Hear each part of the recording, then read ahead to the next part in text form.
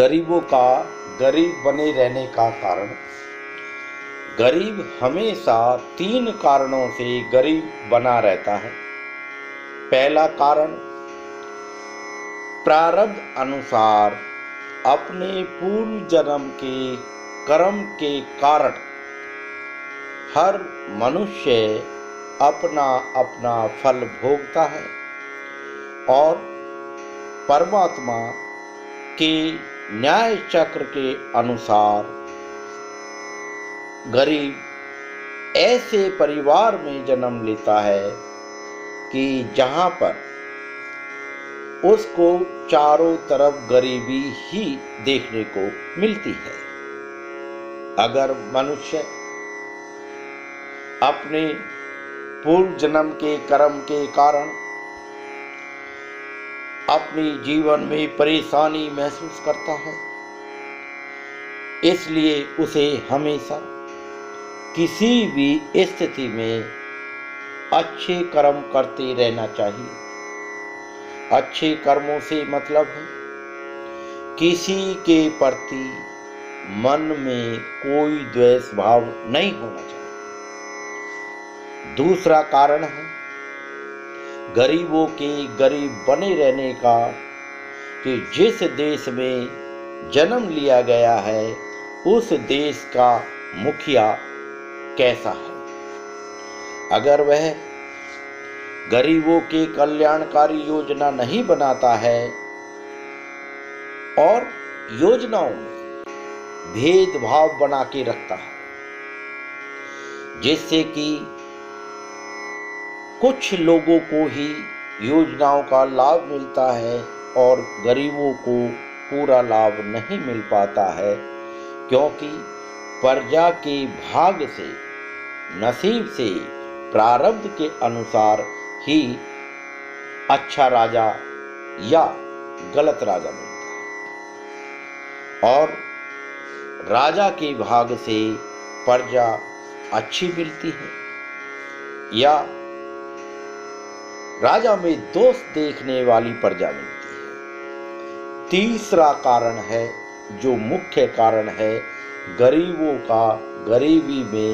हमेशा फंसे रहना, जिसके कारण कोई भी गरीब जल्दी से सही दिशा ना मिल पाने के कारण हमेशा गरीब बना रहता है, क्योंकि गरीब पहले से ही अपने पास धन ना होने के कारण गरीब है और वह मेहनत करके जो भी कमाता है उस धन को वह सदुपयोग नहीं कर पाता और चारों तरफ उस जैसा ही स्तर का उसको समाज मिलता है, जो कि हमेशा पैसे का दुरुपयोग करवाता है और पैसे का सदुपयोग करने नहीं देता है, जिसके कारण इज्जत के नाम पर गरीब को कोई भी कारण करना पड़ जाता है और वह कर्जे की दलदल में फंस जाता है। और जो व्यक्ति कर्ज लेके अपनी इज्जत बनाने की कोशिश करता है वह हमेशा गरीबी की दलदल में रहता है। जैसे कि गरीबों के बीच में जब भी कोई सामाजिक कार्यक्रम होते हैं तो उसके जानने मिलने वाले सभी रिश्तेदार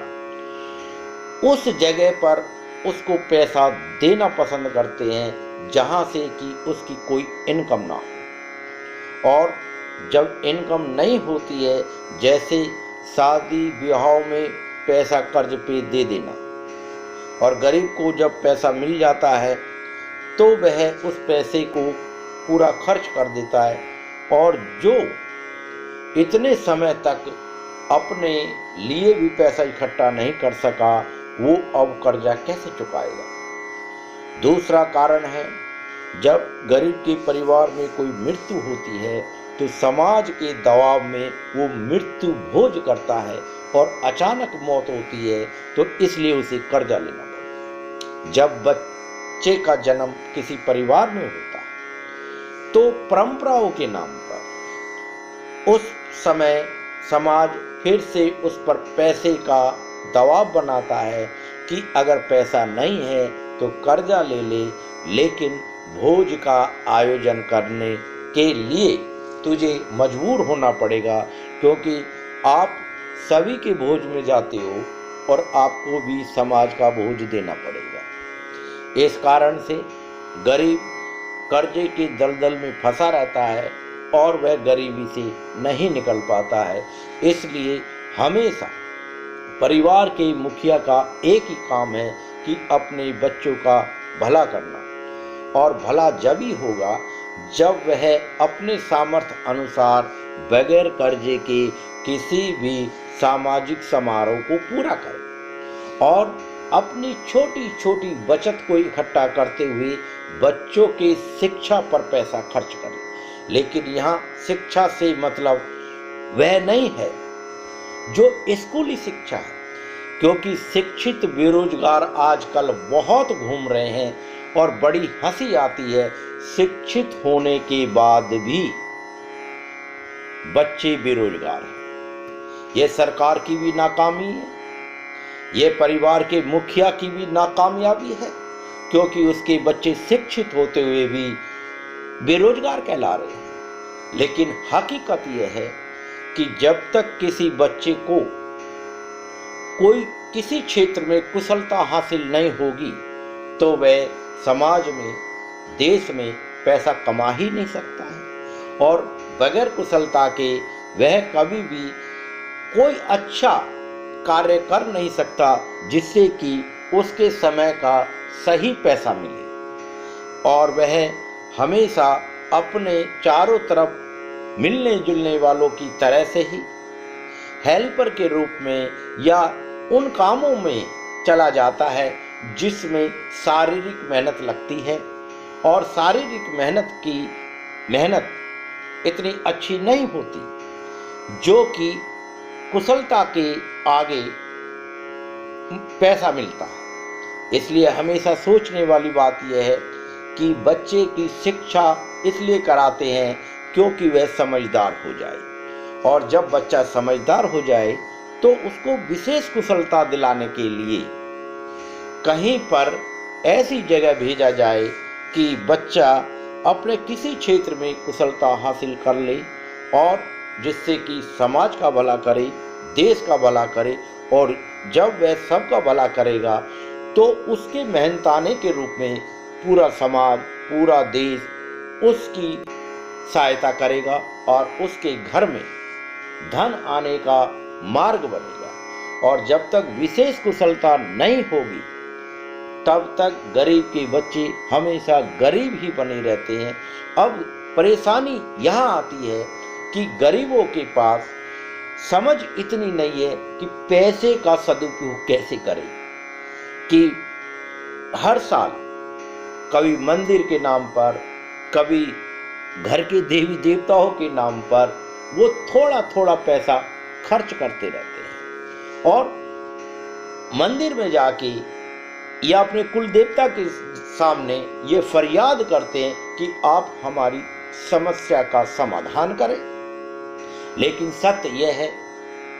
मंदिर के सामने या कुल देवता के सामने हम केवल अपनी इच्छा प्रकट करते हैं, और किसी भी इच्छा को बनाने के लिए सही दिशा में मेहनत करनी पड़ती है, और वह इच्छा तो हम अपने घर में बैठकर भी कर सकते हैं कि हमें कामयाब होना है, और कामयाब होने के लिए सही दिशा कि जहाँ से हमें किसी क्षेत्र में कुशलता मिल सके उस जगह जाकर हम प्रशिक्षण प्राप्त करें, और अच्छे प्रशिक्षण के लिए धन खर्च करना पड़ता है, और जिसके लिए कोई भी गरीब अपने बच्चों पर पैसा खर्च करना नहीं चाहता। वह चाहता है कि कहीं पर किसी की मजदूरी करते हुए वह काम सीख ले और कारीगर बन जाए, जबकि यह असंभव होता है। अगर वह किसी से कार्य सीखता है तो वह उतना ही सिखा पाता है जितना वो जानता है, लेकिन जो इस लाइन के कार्य सिखाने वाले जो स्पेशलिस्ट हैं, जो इस काम के अच्छे जानकार हैं, अगर उनसे कार्य सीखा जाता है, जो एजुकेशन सेंटर हैं इंस्टीट्यूट है, अगर वहाँ जाता है तो वहाँ मोटी फीस देनी पड़ती है, जो कि गरीबों के पास इतनी फीस नहीं होती। लेकिन इतनी ही फीस में वह लोग अपने बच्चों की शादी पे कर्जा लेकर भी खर्च कर देते और बच्चों के भविष्य के लिए वह खर्च नहीं करते। इसलिए जब किसी बच्चे में कोई खास हुनर होगा ही नहीं, वह बच्चा समाज में कैसे तरक्की कर सकता है। और जब तरक्की नहीं होती है तो वह गरीबी की दलदल में पूरी जिंदगी बिता देता है और यही कर्म परिवार में पीढ़ी दर पीढ़ी चलता रहता है, जिसके कारण गरीब गरीब बना रहता है। जय गुरुदेव। गरीबों का गरीब बने रहने का कारण